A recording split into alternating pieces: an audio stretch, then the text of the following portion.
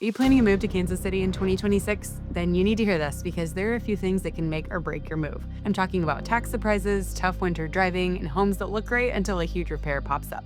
Today, I'm breaking down the 7 most important things you need to understand before making Kansas City your new home. Hey guys, I'm Kelsea with Keller Williams, Kansas City North, and after helping tons of families move here, I've seen which details people wish they'd known before they signed anything. That extra 1% earnings tax on the Missouri side comes as a big surprise for people moving here. Missouri's state income tax tops out at 4.7% for 2025. Kansas goes higher at 5.7% for anyone earning over $30,000 as a single person or $60,000 filing jointly. And that difference adds up, but the real surprise shows up inside the Missouri side. If you live or work in Kansas City, Missouri, you pay an extra 1% earnings tax on top of everything else. Live in KCMO but work somewhere else, you pay it.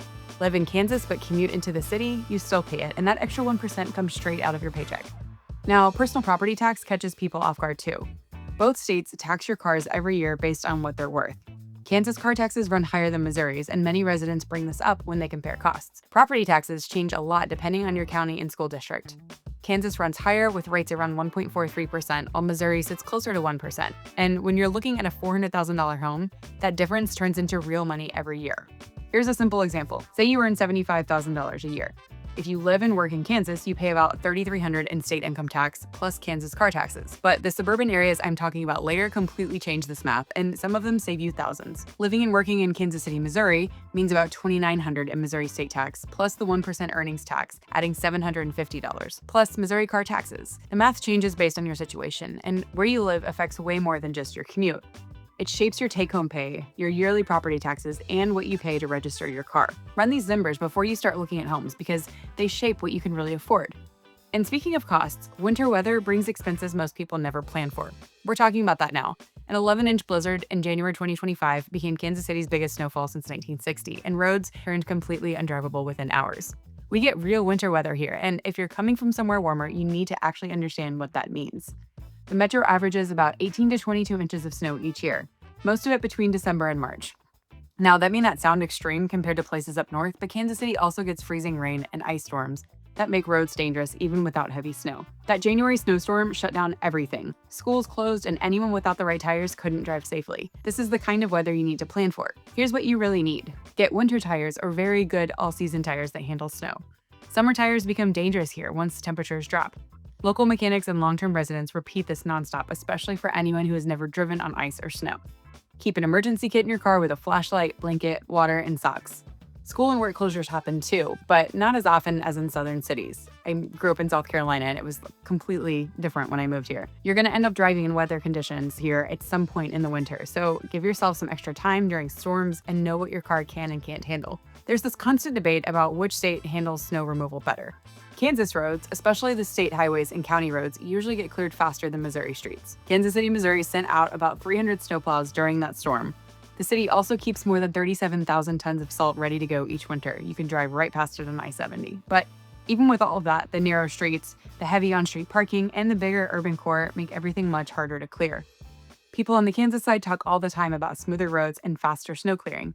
And compared to the bigger infrastructure differences we'll get into later, this is just the start. If winter driving makes you nervous, you're not alone, and if you're choosing between similar neighborhoods on both sides of the state line, this difference in road maintenance might be the thing that helps you decide. Budget for winter tires, expect delays, and know that Kansas City takes winter weather seriously, even if it doesn't reach northern levels. But winter weather isn't the only thing that shapes daily life here. The city's sports culture also plays a big role. It shifts traffic patterns in a real way, and it kind of creates a different kind of community energy too. You'll feel it, especially when you're trying to commute or plan for weekends.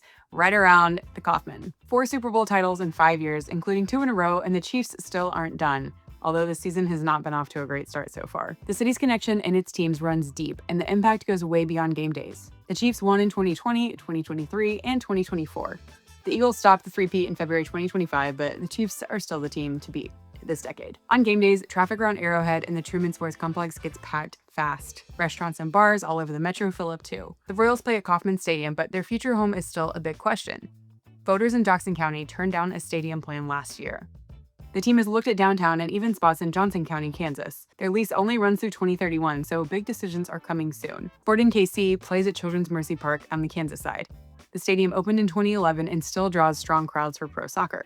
Kansas City Current made history in 2024 by opening CPKC Stadium. It's the first stadium in the world built just for a women's pro soccer team. It cost $120 million, holds 11,500 fans, and sold out every home game in its first season. It also hosted the 2024 NWSL Championship. The Mavericks play hockey at Cable Dahmer Arena in Independence, Missouri, and they've broken several attendance records, including a crowd of more than 5,800 people on New Year's Eve in 2023. You see sports culture everywhere here. Game days being big traffic jams around downtown and the sports complex. People wearing Chiefs red is pretty normal too, and the suburbs, I'll break that one down later. They let you enjoy all of this without dealing with heavy game day traffic every week. Restaurants and bars get slammed during big games. Sports also give people something in common across totally different neighborhoods, and season tickets for Chiefs games are very hard to get and very expensive. The Metro is also planning to host the FIFA World Cup 2026 matches at Arrowhead Stadium. That event alone is expected to bring in about $650 million for the region. Knowing how much sports shape the city's calendar and energy helps you understand what daily life really feels like here. Even if you're not into sports though, game days will still affect your commute and your weekend plans. And since we're already talking about lifestyle and neighborhoods, let's move to two walkable areas everyone loves. They're great, but they also come with financial surprises most buyers don't expect. Brookside homes sell in about 2 days at a median price of $532,500, but that doesn't include the $1,600 to $5,200 sewer line replacement you may need in your first 2 years. Two of the most walkable neighborhoods here have great charm and convenience, but homes from the 1940s and 1950s come with problems you can almost predict. Brookside reached a $610,000 median sales price through September, which is up about 6% from 2024. There are only 15 homes for sale right now, and the median asking price is $625,000. Waldo's a little bit more affordable. Its median home price is about $303,000 through September, which is down about 1% from last year. Homes sell in around 4 days, and there are 28 homes on the market now with a median price close to $267,000. Both neighborhoods are filled with homes from the mid-1900s.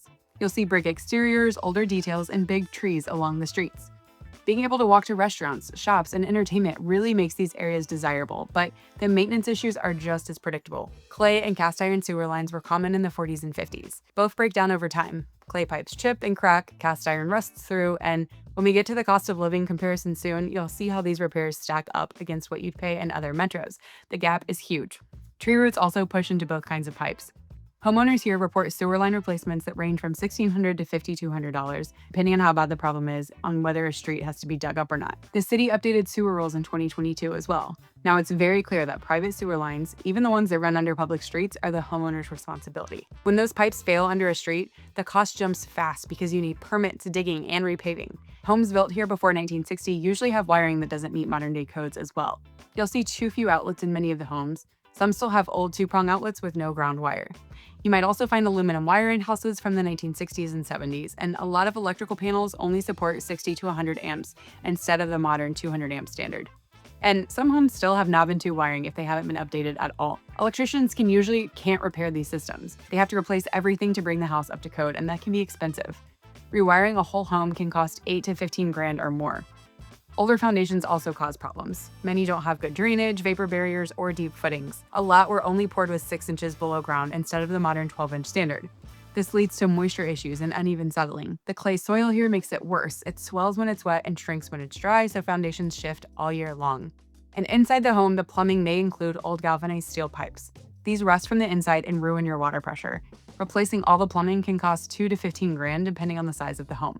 Older homes usually have gutters that don't drain well or downspouts that dump water near the foundation, which leads to basement moisture. A new roof on these homes usually costs $6,500 to $10,000. When you're buying in Brookside, Waldo, or similar neighborhoods, plan to spend about 10 to 15% of the home's price on repairs and updates pretty soon.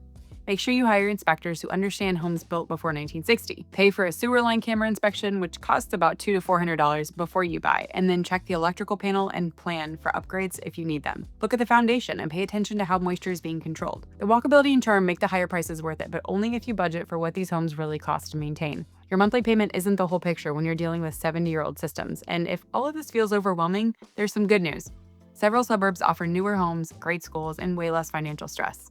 Liberty gives you A- rated school district and a 25-minute commute to downtown at a $330,000 median price. That's about half of what you pay in Brookside for a home that still needs about $50,000 in updates. If you're focused on strong schools and bigger homes at a reasonable price, several suburbs give you great value within 20 to 30 minutes of downtown. Liberty in Clay County mixes affordability with solid schools. The median home price reached $330,000 in October. Getting downtown takes about 25 minutes. Liberty Public School District 53 scored 86% on the 2025 Missouri report on the DESE. Niche gives the district an A- overall. You also get a historic Liberty Square, a community theater, and lots of parks and trails. Blue Springs, Missouri in Jackson County is one of the most affordable quality choices as well. The median home price reached $310,000 in 2025. Downtown's about 20 minutes away, and the Blue Springs School District ranks number 7 in Missouri with an A rating from Niche. They run 21 schools that serve about 14,700 students. You're close to Lake Jacomo, Woods Nature Center, and a growing restaurant and retail scene. Lee Summit, Missouri in Jackson County costs more but delivers top schools. The median home price reached $425,000 in October. Listings now average about $430,000. The commute downtown takes about 30 minutes, and their school district ranks number 4 in Missouri with an A rating from Niche as well. They serve almost 18,000 students across 28 schools and offer strong international baccalaureate and debate programs. There's a historic downtown, a huge park system, lake activities, and a strong local economy. Piper in Wyandotte County, Kansas, gives you Kansas living at Missouri-level prices. Median home prices range from about $327,000 to $600,000, depending on the neighborhood. And downtown's about 30 to 35 minutes. Piper USD 203 ranks number 11 in Kansas with an A- from Niche. They serve about 2,700 students across 4 schools. You get close access to the Legend Shopping District and newer developments. Bonner Springs in Wyandotte County, Kansas is your entry-level option on the Kansas side. The median home price is $270,000 as of October. Zillow shows an average of around $295,000, which is up 3.6 for the year. Getting downtown takes about 25 minutes, and Bonner Springs serves the area with the USD 204 school district. You're near the Kansas Speedway, new retail spots are growing, and living costs stay lower here. These suburbs give you newer homes, top schools, and solid commutes without the renovation costs that come with older neighborhoods. And if you're wondering how Kansas City's prices and amenities compare to other major metros, you're not alone. A lot of people want to know the same thing, and what I'm about to show you next explains why this market is one of the best kept secrets in the country right now. The median home price here is $310,000. While California's is over $900,000, yet both places have hospital specialties ranked in the nation's top 50. That shows you how far your money goes in this metro.